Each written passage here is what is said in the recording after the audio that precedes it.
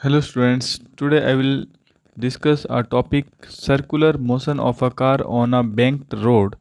यह class 11 physics का काफ़ी इम्पोर्टेंट टॉपिक है और आइए इसको हम लोग समझते हैं। सबसे पहले आप इस पिक्चर में जिसे देख पा रहे हैं आपको क्लियर समझ में आ रहा होगा कि यह जो रोड है किस तरह से बैंक्ड किया गया है। ये जो रोड का इस किनारे का जो लेवल है और इस किनारे का जो लेवल है आपको समझ में आ रहा होगा, ये लेवल थोड़ा सा ज़्यादा है इस वाले के कंपेयर में। इस वाले में तो बहुत ही क्लियर समझ में आ रहा है। ये जो रेड कलर की कार आप देख पा रहे हैं ये एकदम से निचले वाले लेवल में है और ये ऊपर वाले लेवल में। पूरे रोड को ही ऐसा बनाया गया है कि अगर किसी को ज़्यादा स्पीड से चलना है तो राइट होकर के चले और उसमें स्किडिंग ना हो। ये तो स्ट्रेट वाले में लेवल में तो जा सकते हैं, लेकिन अगर स्पीड बढ़ानी है तो बैंक्ड वाले एरिया में पहुंच जाएंगे, जिससे जो मिलने वाला है हेल्पिंग फोर्स वो अभी हम लोग डिस्कस करेंगे। क्या टेक्निक लगाया गया है कि जिन्हें पास लेना है वो राइट साइड जाएंगे और राइट साइड जाना मतलब उसको स्पीड बढ़ाना है। स्पीड बढ़ाने का मतलब वो स्किडिंग की चांसेस बनेंगी, लेकिन वो स्किड नहीं होगा। क्यों? क्योंकि यहाँ तकनीक लगाया गया है और वह तकनीक है बैंक्ड किया जाना रोड का। रोड के साइड को उठा दिया जाना इस तरह से। अब यहाँ भी देख पा रहे हैं और इस वाले में भी देखा जा रहा है इस तरह से। जो कारें चलती है जहाँ पर भी टर्निंग होते हैं ये पूरी तरह से तकनीक का यूज किया जाता है। जो लेवल होता है धीरे धीरे इस तरह से इंक्रीज किया जाता है। राइट, आइए अब हम लोग इसको स्टार्ट करते हैं। आज हमें सॉरी हमें डिस्कस करना है circular motion of a car on a banked road. ठीक है, तो सीधे आप इस डायग्राम को देखिए, ये किस तरह से बैंक किया जाता है। रोड का जो एक किनारा होता है उसका लेवल को बढ़ा दिया जाता है with angle, suppose this is theta. अब हमें क्या करना है, यहाँ पर we have to find the velocity. एक वेलोसिटी से जा रही है, तो what will be the expression on this banked road. साथ साथ अगर फ्रिक्शन ना रहे then what will be the maximum velocity, क्योंकि उससे ज़्यादा अगर बढ़ती है तो आपको मालूम है कि वह स्कीड कर जाएगी टेंजेंशियल डायरेक्शन में। चलिए सबसे पहले डायग्राम को समझते हैं। Suppose this car is which having mass m is moving a banked road. इस तरह के रोड से वो जा रही है और ये एक सर्कुलर पाथ में है, साथ साथ सर्कुलर पाथ में है और रोड बैंक्ड किया हुआ है। क्या है इस बैंक्ड रोड का फ़ायदा, क्या टेक्नोलॉजी है, समझते हैं। तो सबसे पहले इसके फ्री बॉडी डायग्राम को देखा जाए। एक है mg नीचे की तरफ और यह जो कार है इसे सरफेस पर है। सरफेस ही लगाती है नॉर्मल रिएक्शन, तो जो रिएक्शन का डायरेक्शन होगा वो इस डायरेक्शन में होगा। और mg इधर नीचे क्यों? क्योंकि अर्थ तो इधर है, अर्थ का जो सेंटर है इस डायरेक्शन में है, तो वो mg इधर होगा। उसके बाद इस नॉर्मल रिएक्शन का दो कंपोनेंट, एक आर कोस थीटा और एक आर साइन थीटा। हाँ ठीक है, पहले आपको ये जरूर दिमाग में आ गया होगा कि ये थीटा यहाँ कैसे पहुँचा। तो आप इसको थोड़ा सा समझिए, मैं आपको प्रयास करता हूँ यहीं पर समझाने का। देखिए ये इस वाले थीटा को तो आप मान सकते हैं इंक्लिनेशन थीटा एंगल है, और यहाँ से क्या होगा, ये जो लाइन है देखिए नीचे का सबसे नीचे का लाइन और ये वाला लाइन पैरेलल है और ये लाइन इस तरह से इसे ट्रांसवर्स करती है। इसका मतलब है जो एंगल बनने वाला है इस रेड लाइन का, इसके साथ अगर आप इस वाले को बढ़ा दीजिए इस तरह से पीछे, यस राइट, यहाँ पर यस राइट, अगर आप इसे बढ़ा देते हैं तो आपको अभी दिखाई पड़ रहा होगा कि ये जो एंगल होगा this will equal to this theta. ठीक है, उसके बाद आप देख पा रहे हैं दिस टोटल इज 90 डिग्री। अब देखिए क्या करना है, दिस इज थीटा और इस ये जो सरफेस है इस सरफेस में ये नॉर्मल 90 डिग्री बनाए हुए है। कहने का मतलब ये जो थीटा है, थीटा के बाद आपको ये वाला गैप दिखाई पड़ रहा है, ये भी एक एंगल है। तो ये जो टोटल 90 बनाया हुआ है और एक पार्ट है थीटा, तो ये हो जाएगा 90 माइनस थीटा और ये जो बचा हुआ है ये हो जाएगा थीटा, क्योंकि ये 90 ऐसे करके है। मैं आपको इसको एक बार सेपरेटली समझाता हूँ। आइए इस डायग्राम से समझते हैं कि किस तरह से ये थीटा यहाँ पर पहुँचा है। तो सबसे पहले जैसा कि मैंने अभी दिखलाया था, this is theta, this is the angle of inclination और एक फोर्स इस डायरेक्शन में, इस नॉर्मल रिएक्शन का एक कंपोनेंट इधर आया हुआ था। और ये एंगल थीटा क्यों है आपको समझ में आ गया होगा, अल्टरनेट इंटीरियर एंगल। और देखिए जो नॉर्मल लाइन है, यह जो नॉर्मल लाइन है यह सरफेस के साथ 90 डिग्री ऐसे बनाए हुए है। ये थीटा है तो ये बगल वाला क्या होगा 90 माइनस थीटा। उसके बाद आइए आप देख पा रहे हैं ये जो येलो लाइन है और ये ग्रीन लाइन है, इसके बीच में भी 90 डिग्री बन रहा है। तो ये अगर 90 माइनस थीटा है तो ये क्या होगा, 90 माइनस, ब्रैकेट में आप इसे रखेंगे 90 माइनस थीटा, कहने का मतलब ये जो एंगल होगा this will be again theta. तो ऑल ओवर आपको यही समझाने का मैंने प्रयास किया कि जो डायग्राम अभी दिखलाया गया आपको, उस डायग्राम में यह वैल्यू थीटा कैसे पहुंच गया, क्योंकि समझ करके पढ़ना बहुत इंपॉर्टेंट होता है। तो इस तरह से अभी आपने देख लिया कि ये थीटा है। अब आपको जैसे थीटा मालूम हो गया तो आप समझ रहे हैं this is R cos theta and this is R sine theta.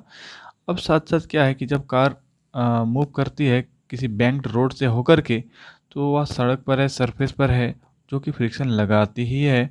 और फ्रिक्शन किधर लगाएगी, किधर लगेगी इस कार पर, तो आपको मालूम है कि जब भी आप टर्निंग पर जाते हैं तो स्किड होने की चांसेस बनते हैं। स्किड होता है किधर, तो हम टेंजेंशियल डायरेक्शन में पहले जैसे सीधे जाते हैं, और अगर कोई गाड़ी अगर स्ट्रेट जा रही है इस तरह से, तो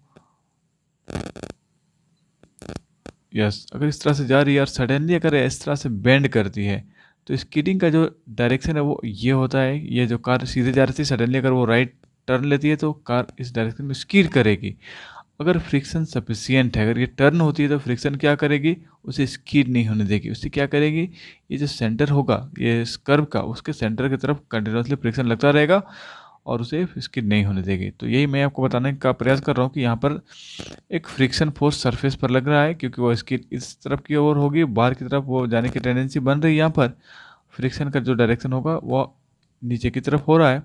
अब क्या करना है, हमें इस फ्रिक्शन का कंपोनेंट देखना है। देखिए हमारे पास दो चीज़ है, दो तरह के फोर्स हैं और जो कार को स्किड होने से बचाएंगे। एक होगा ये फ्रिक्शन, एक और फोर्स मिल रहा है that is R sine theta.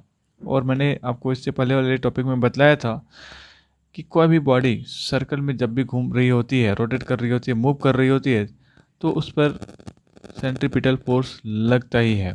और वह सेंट्रीपिटल फोर्स कोई नेचुरल फोर्स नहीं होता है, वह किसी दूसरे फोर्स की वजह से होता है, और वही उसे सेंट्रीपिटल फोर्स बनाते हैं। और यहाँ पर सेंट्रीपिटल फोर्स किसने बनाया है, तो एक आप देख पा रहे हैं आर साइन थीटा। दूसरा होगा ये जो फ्रिक्शन है, फ्रिक्शन तो इधर नीचे की तरफ है, तो इसका ये क्योंकि एक फोर्स है, इसका एक रिजल्टेंट कंपोनेंट इस डायरेक्शन में बनेगा, जिसे मैंने यहाँ दिखलाया है। फ्रिक्शन का डायरेक्शन ये है और ये थीटा तो होगा ही, आपको समझ में आ रहा है यहाँ से आराम से। इधर थीटा है तो ये थीटा होगा ही अल्टरनेट इंटीरियर एंगल के हिसाब से। ये हो गया एफ कॉस थीटा और एक हो गया एफ साइन थीटा। ठीक है, तो हमें मतलब है कि सेंटर की तरफ, ये जो सेंटर इधर है कार का, सेंटर की तरफ कौन कौन से फोर्स है, तो आप देख पा रहे हैं एक एफ कॉस थीटा और दूसरा है आर साइन थीटा। हमें क्या लिखना होगा, जो सेंट्रीपिटल फोर्स है which is equal to F cos theta plus R sine theta, जो कि हमें एक्सप्रेशन लिखने में हेल्प करेगा।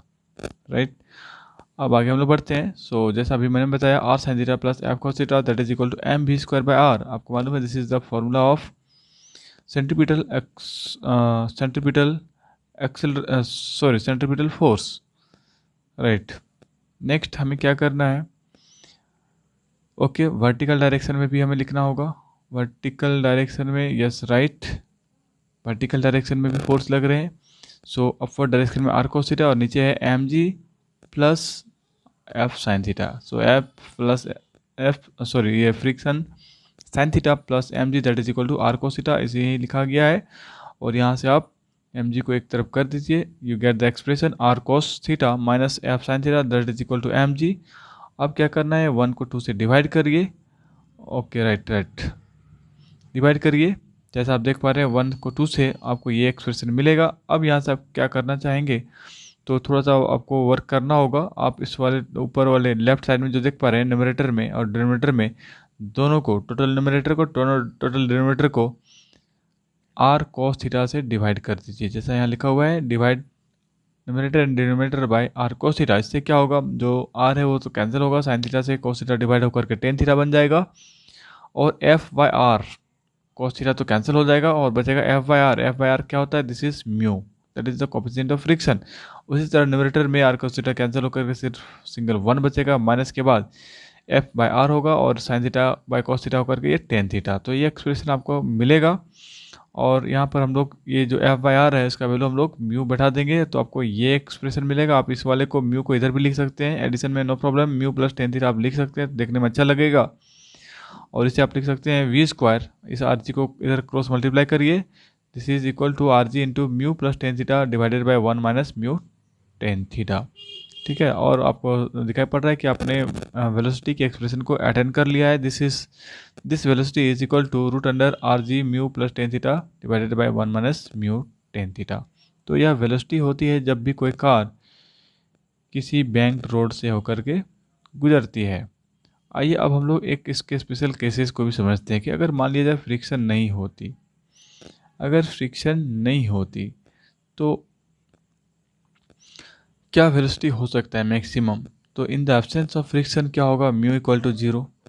वेलोसिटी, ये जो फॉर्मूला आप देख पा रहे हैं सभी में आप म्यू की जगह पर जीरो बैठाइए, तो आप देख पा रहे हैं ये हो गया जीरो, ये भी हो गया जीरो, ये नीचे बच गया सीधे वन, और ये जाने के बाद सीधे बच गया R G tan theta, root under R G tan theta. So you get the expression root under R G tan theta, this is the maximum speed without friction. इससे ज़्यादा स्पीड होगी तो वह कार या जो भी व्हीकल होगी वह स्किड कर जाएगी। अब है कि अगर आपको बोला जाए कि कितना एंगल होना चाहिए इस मैक्सिमम स्पीड के लिए, तो कहता है कि इसके लिए जो मैक्सिमम एंगल होगा आप इसी वाले एक्सप्रेशन से फाइंड कर सकते हैं इजीली।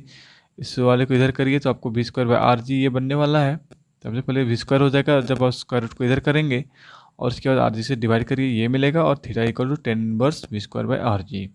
तो दोनों याद रखेंगे। मैक्सिमम वेलोसिटी के लिए क्या होगा अगर फ्रिक्शन नहीं है, तो it will be root under R G tan theta, and angle will for this case is tan inverse v square by rg, and this expression you must remember, this is that is root under rg mu plus tan theta divided by 1 minus mu tan theta। चलिए ठीक है, आज की video में इतना ही। Thank you for watching.